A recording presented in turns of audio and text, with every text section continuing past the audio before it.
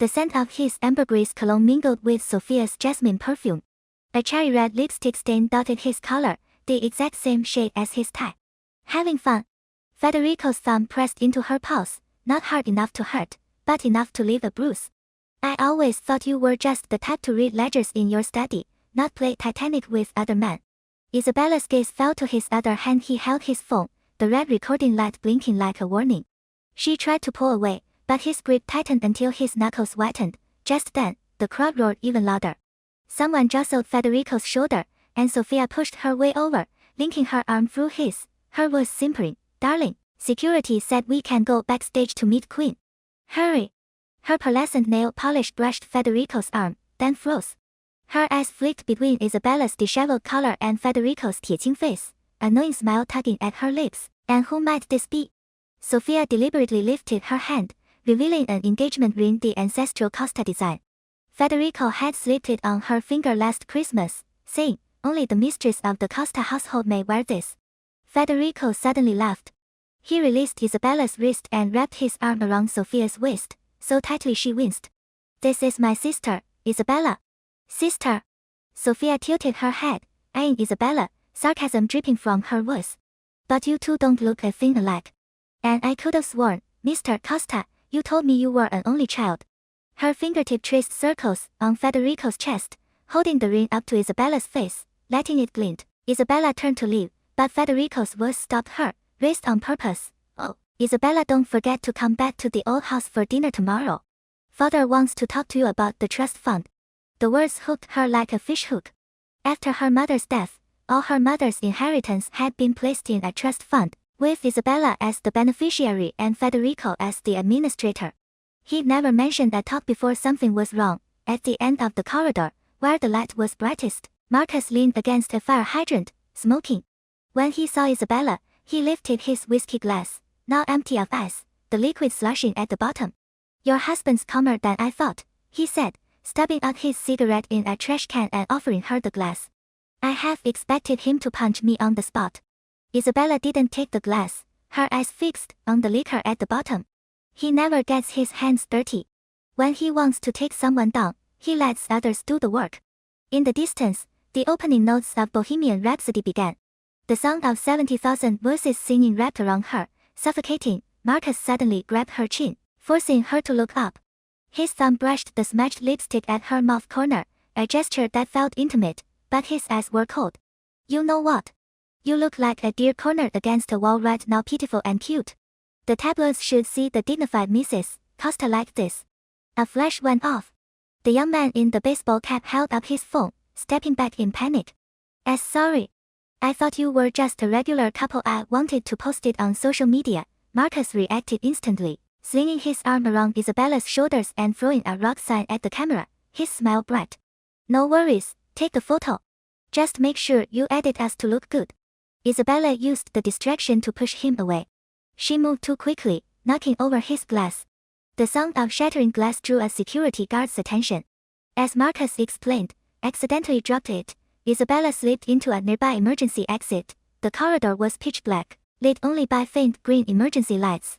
Isabella took 2 steps before a hand grabbed her ankle. She screamed, kicking out, and heard a yelp. It was Sophia. "Relax, Mrs. Costa," Sophia said, rubbing her wrist as she stood up. Her phone screen lit up, revealing a cunning grin. "I'm just curious, what is your relationship with Mr. Marcus and Mr. Federico?"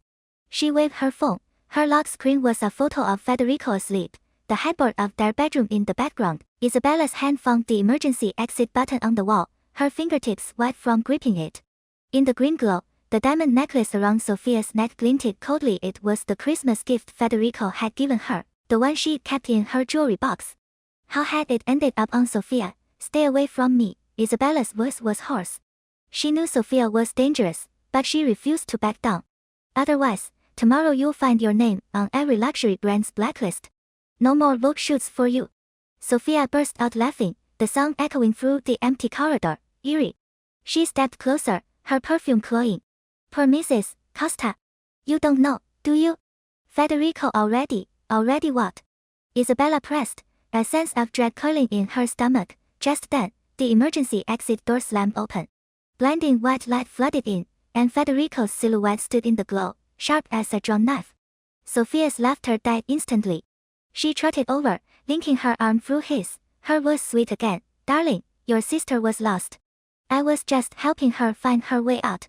Federico's gaze fell to Isabella's neck bare, the pearl necklace long gone. He bent down, picking up the last pearl from the floor, the one she missed earlier. He rolled it between his palms, then suddenly flicked his wrist, sending it flying into the dark depths of the corridor. Go home, he said, turning away, his voice cold as ice. We have a lot to settle. Sophia glanced back, winking at Isabella and making a slitting gesture across her throat. Then she linked arms with Federico and walked away, never looking back. Isabella stood frozen, her hand in her pocket. She felt something hard, a hotel key card. Marcus must have slipped it to her earlier. The card read, Hotel Columbus, room 1708. The stadium erupted with the sound of final fireworks, shaking her chest. Their bright light filtered through the corridor cracks, but failed to pierce the despair in her heart. Isabella sat in Federico's car in silence. Barcelona's night skyline blurred past the window, neon lights casting shadows on Federico's profile. He stared at the road ahead, saying nothing, but his fingers kept brushing the family crest on the steering wheel, a sign he was angry. It was 1 o'clock in the morning when they returned to Costa Manor. Jorge, the butler, stood at the door, holding warm towels and ginger tea. Sir, madam, welcome back. His eyes lingered on Isabella's disheveled clothes, worry in his gaze, but he said nothing. Federico didn't give Isabella a chance to speak. He dragged her straight into the study, the fireplace still crackling, its light casting the family portraits on the walls in a warm glow as if the ancestors were judging her. Tell me, Federico said, sinking into a leather armchair and pouring himself a glass of sherry. His voice was terrifyingly calm. What is your relationship with Marcus? Don't tell me just friends, I'm not that naive. Isabella stood rooted to the spot, twisting the hem of her shirt. She suddenly felt exhausted. And what about you and Sophia? How did my earrings, my necklace, my ring end up on her? Federico took a sip of sherry, a cold smile tugging at his lips. Answer my question first. The champagne bucket in room 1708 of the Hotel Columbus still hissed with cold. Just as Isabella's fingertips brushed the doorknob, she heard Sophia's cleanly sweet voice from inside. Darling, I wore that pearl necklace to the Vogue shoot, and the photographer said it suits me better than royal jewels. It was followed by Federico's soft chuckle, a song she'd grown accustomed to over 7 years, yet now it cut through her eardrums like an ice pick. That necklace was the one her grandmother had pressed into her hand with her last breath, saying, it's the only untainted thing left in the Costa family. The moment she pushed the door open, she caught Sophia lifting her head from Federico's arms, the pearl necklace around her neck glinting sharply. In Federico's fingers, however, was the key to the safe in Isabella's study. To make matters more ironic, her phone suddenly vibrated in her pocket, and Marcus's name popped up on the screen. Before the screen could fully light up, the click of Camilla's high heels echoed from the end of the hallway. In her hand, she held a tabloid headline, splashed with a photo of Isabella and Marcus with their arms around each other's waists at a concert dotted with pink hearts. The headline read, Marital Troubles for the Vander couple. CEO spotted in Titanic-esque moment with mystery companion. What a coincidence, Mrs. Costa, Camilla sneered, shoving her phone in Isabella's face. In the photo, Marcus's hand was locked around Isabella's waist, while the pearls around Sophia's neck now pressed against Federico's knuckles. Isabella suddenly realized, this farce, which had begun on that summer night in Barcelona, had never been a moment of weakness between her and Marcus. It was a chess game, with everyone plotting her marriage, her trust fund, even her grandmother's pearls all mere pieces in their hands. Barcelona's summer night was like an airtight steamer. The stage lights at Montjuic Stadium scorched down, and Isabella Costa's champagne silk blouse clung to her back, sweat trickling down her spine. For the 100th time, she cursed Marcus under her breath for being insane. Just 3 seconds, Marcus Vander's lips brushed her ear, his warm breath mixing with the scent of whiskey. He held a half-full glass of amber liquid in his left hand, ice clinking against the glass. Do it like in the movie. Let Federico see that his obedient wife can be stolen.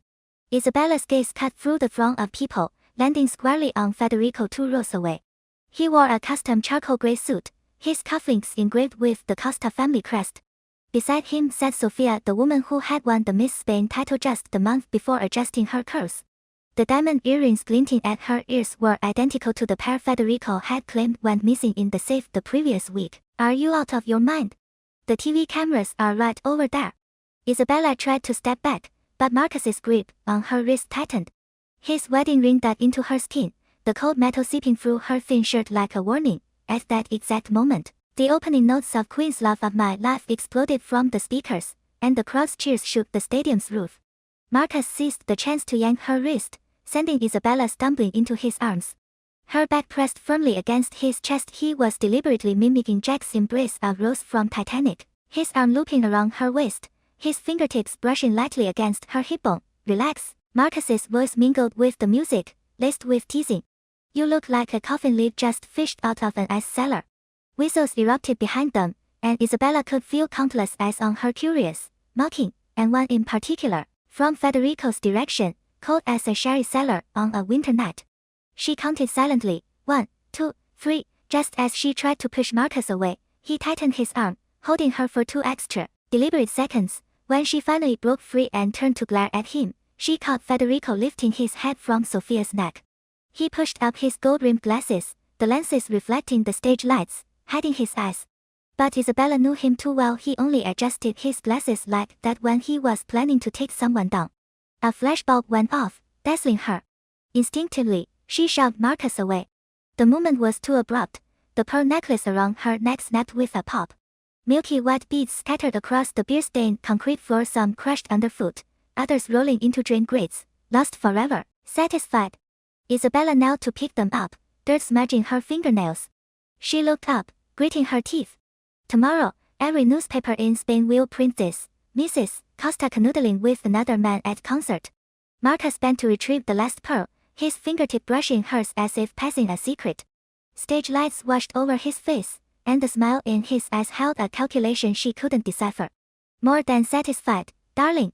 They'll say we're madly in love, that we've long outgrown our marriages. The crowd's catcalls grew louder. A young man in a baseball cap held up his phone, yelling, "Kiss! Kiss!"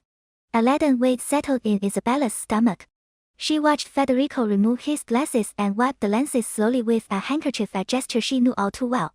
10 years earlier, he cleaned his glasses the same way, watching his business rival go bankrupt. Your husband's tie is the same shade as Sophia's lipstick. Marcus suddenly leaned in, his voice dropping to a whisper, sharp as a blade cutting through her faint calm.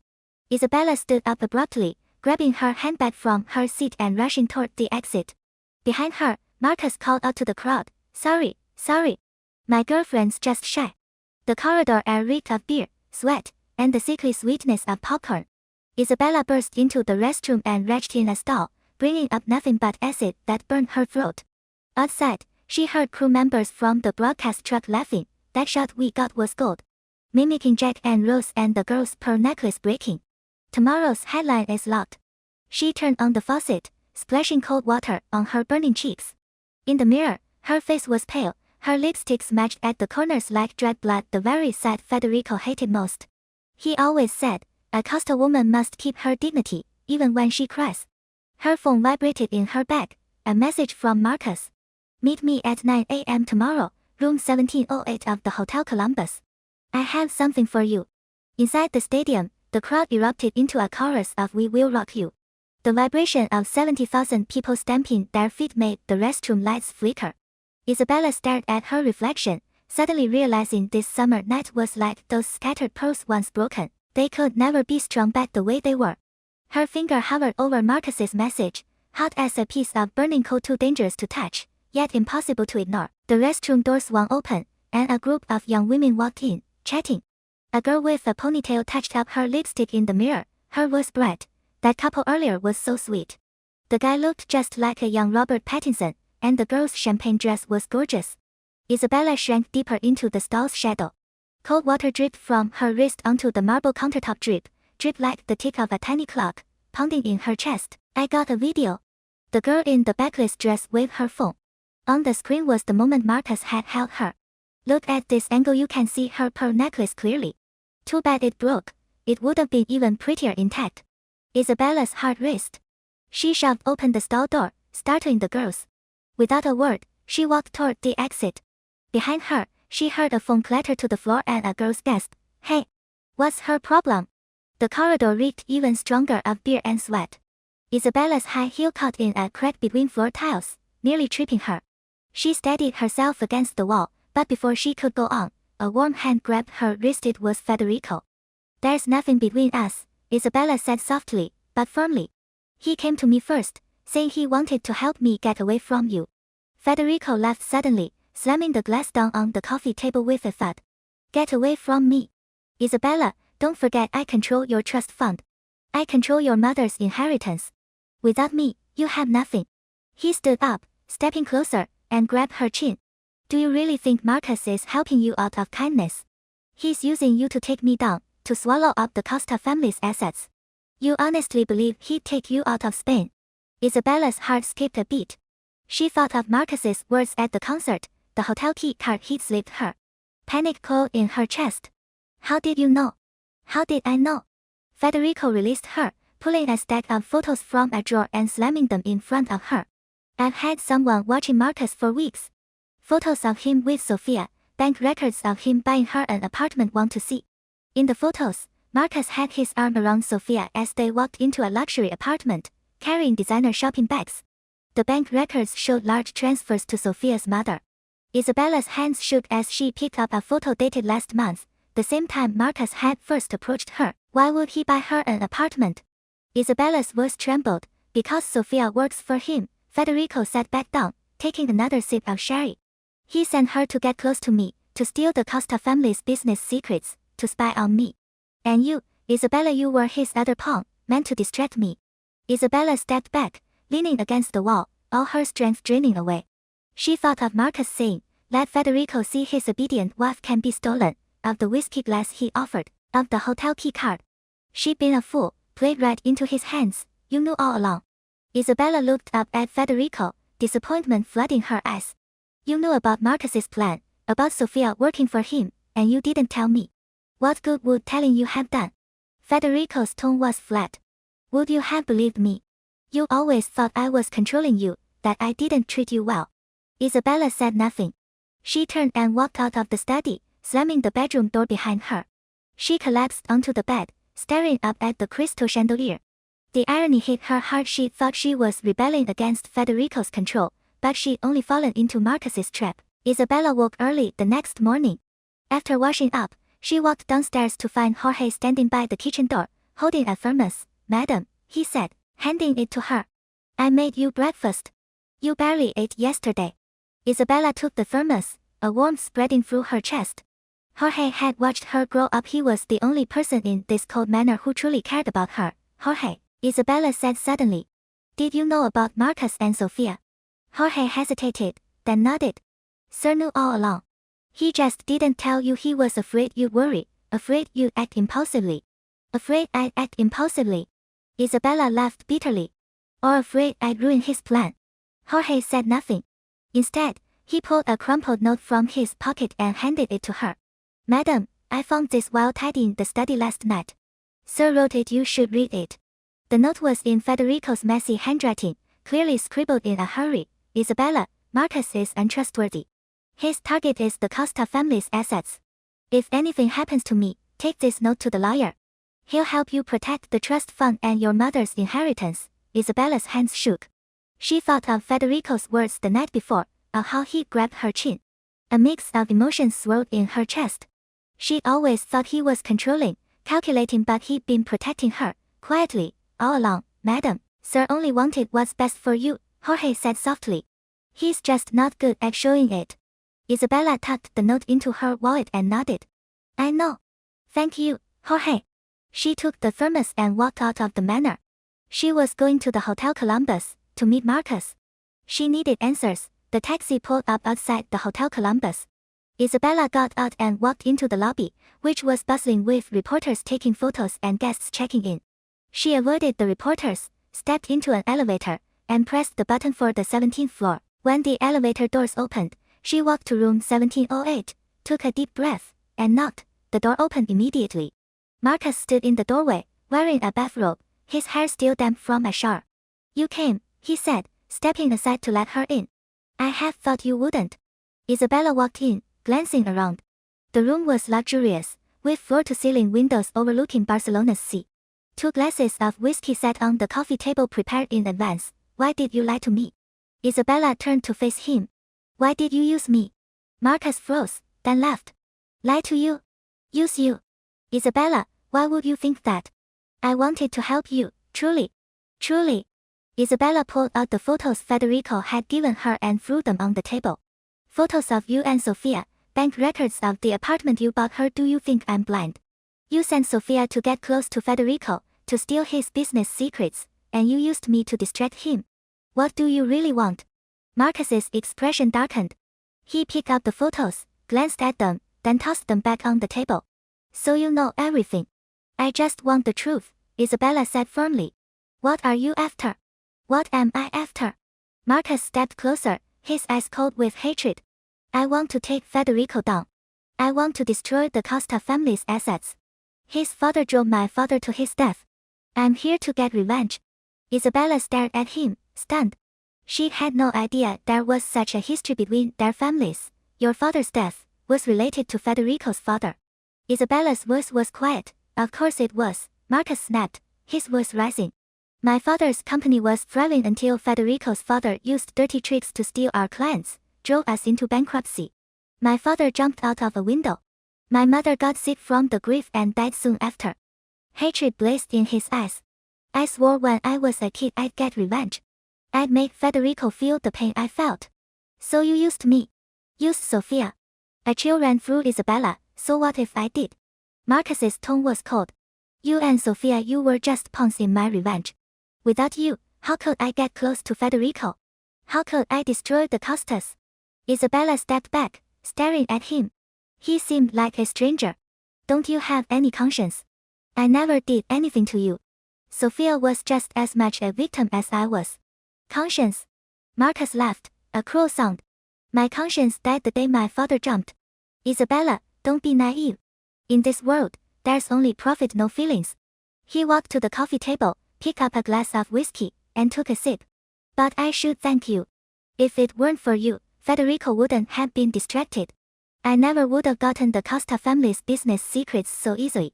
Isabella's hands shook. She thought of Federico's note, of his words the night before. Regret washed over her. She should never have trusted Marcus, should never have acted so impulsively. What good will the business secrets do you? Isabella said firmly. Federico won't let you get away with this. Won't he? Marcus pulled a USB drive from his pocket and waved it tauntingly. This has all the Costa family's business secrets. I already sent it to my lawyer. Tomorrow, Costa stock will crash. I'll buy up the assets, finish what my father started.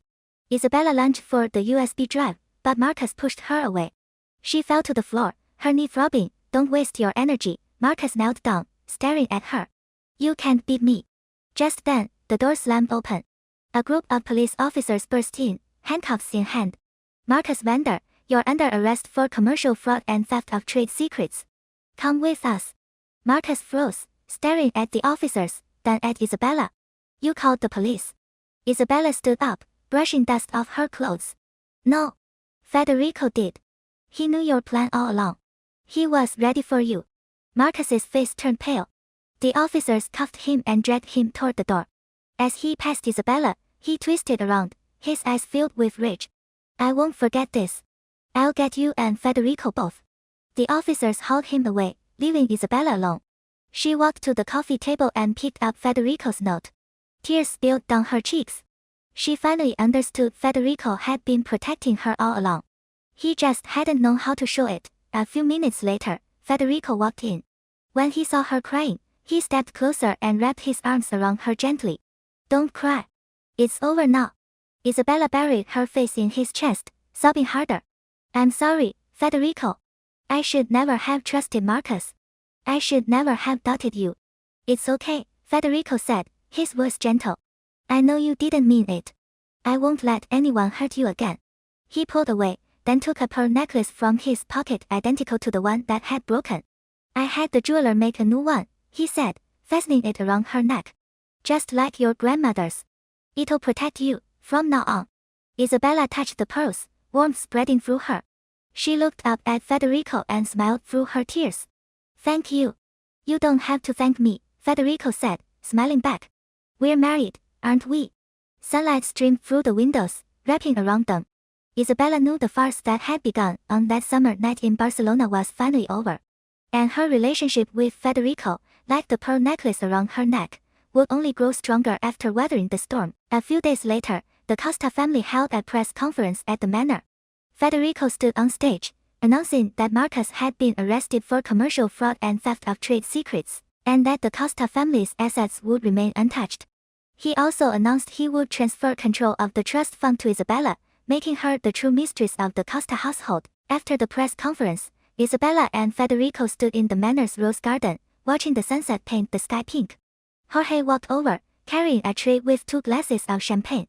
"Sir, madam, congratulations." Isabella took a glass and clinked it against Federico's. "Thank you, Jorge." Jorge smiled and walked away.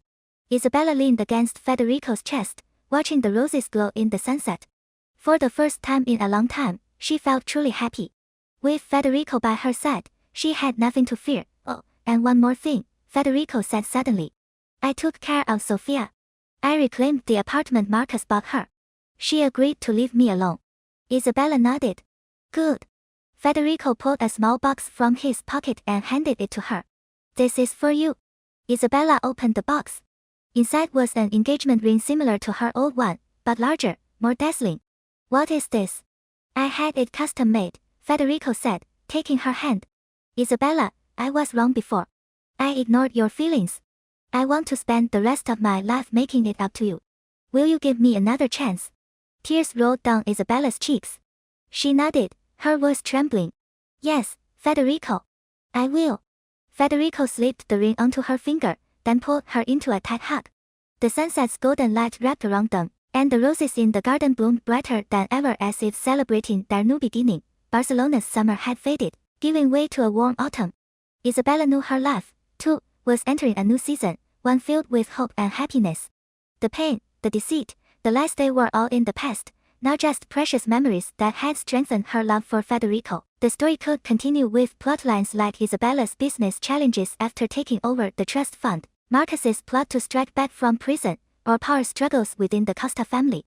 For example, Isabella might discover hidden debts in her mother's inheritance, debts linked to Marcus's father's bankruptcy. Marcus could contact old associates from prison, trying to leak another of the Costa family's business secrets, or elderly Costa family members, unhappy with Isabella's new authority, could ally with external forces to undermine her. Would you like me to continue writing these follow-up plots to complete the entire story arc?